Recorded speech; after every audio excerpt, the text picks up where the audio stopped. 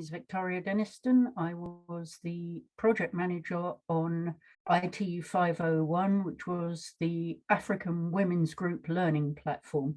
My name is Claire Gibson and I worked with African Women's Group Scotland to help them decide on an LMS. My name is Bertha Yakubu. I'm from Nigeria. My husband was studying here, so I came to join him 1989. Just like any other migrant, whatever you read in your home country, you have to retrain yourself. So I retrained myself in IT. I've never seen computer before. And then when I came up here, I worked with Aberdeen City Council for 20 years in their IT department and education. And in 2018, I retired. And since then, the African women have just taken over my life. The African Women Group Scotland was founded in 1994. There were very few Africans here. Mostly they were students that came with their families. And the men went to school, the women stayed at home, and we're just alone, isolated. So one day, I was pregnant, and in the middle of the night, I was bleeding. And so the ambulance came and took me to the hospital. And I was alone in the hospital, and I lost the pregnancy. When I came out, I said, how many other women go through this? We don't know each other. We don't have anybody here.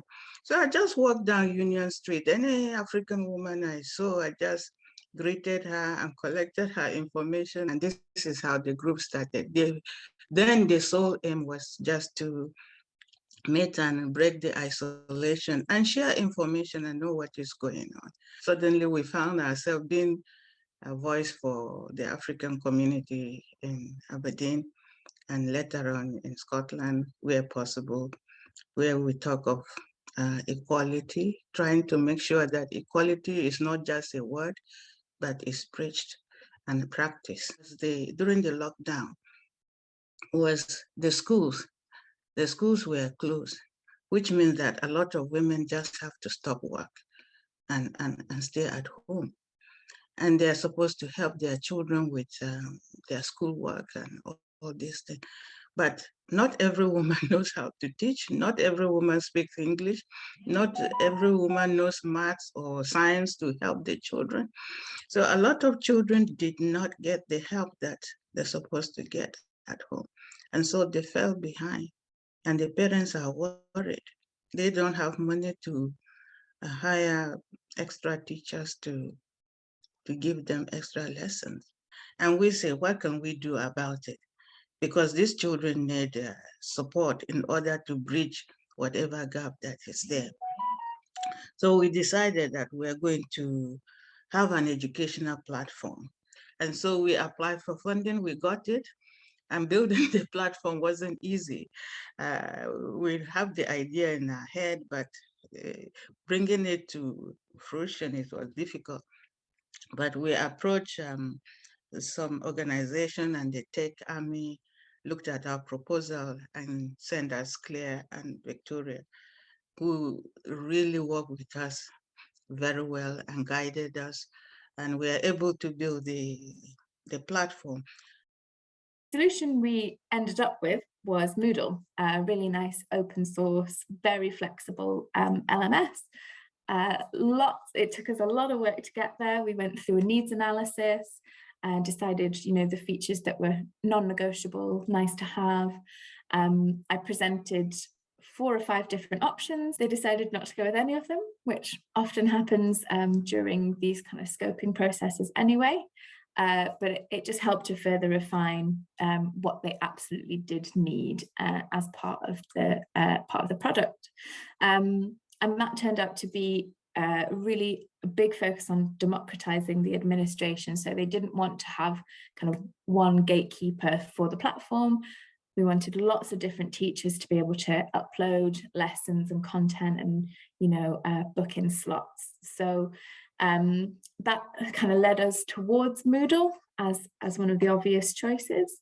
In terms of the build, we then were faced with a bit of a challenge to, there was a skill gap for me personally. I hadn't ever set up a Moodle site before, but we managed to overcome that by reaching out on the Moodle forum for a developer, and they came in and set all the kind of technical domain side up for us. I stepped back in, set up the kind of permissions and all of the other soft bits around the Moodle site, and also created a set of training videos. So really vital to the handover process for a project is just ensuring that that knowledge gets passed on.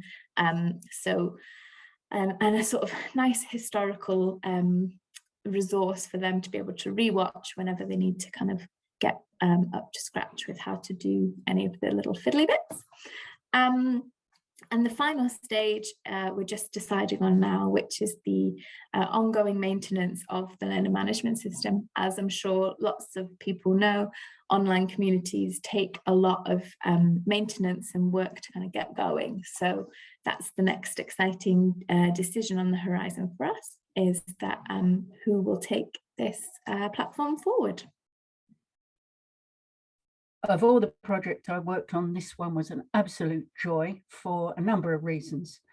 The organisation is absolutely grassroots, dealing with real local needs with people who have nowhere else to turn, including local people struggling for money for computers to work from home, refugees, and a whole load of other people. When they got in touch, they were always responsive. They were quick to come back. Their first question to me as a carer was always, how is my mum? Which was great to deal with. I think specific challenges to this project were a sort of a reluctance to spend too much money up front. So whenever you come up with any solution, we wanted to be quite nimble. So it meant that we had to be quite discerning about where we spent the budget. So it was quite a lot of research and prototyping with free solutions or free versions before we got to the point where we said, okay, now we're ready to invest. I think that was probably one of the biggest challenges that we had. The other challenge is that this is the first type of product that the charity had invested in. So we knew there was a need, or we knew that there was a sort of ask from the learners to have a product like this, but we weren't totally sure. There wasn't a lot of data to go on that could drive us towards any one particular solution. So I think it just involved a lot of testing and prototyping before we reached the final decision of Moodle. This is a final sort of note. I've really enjoyed my work with African Women's Group Scotland.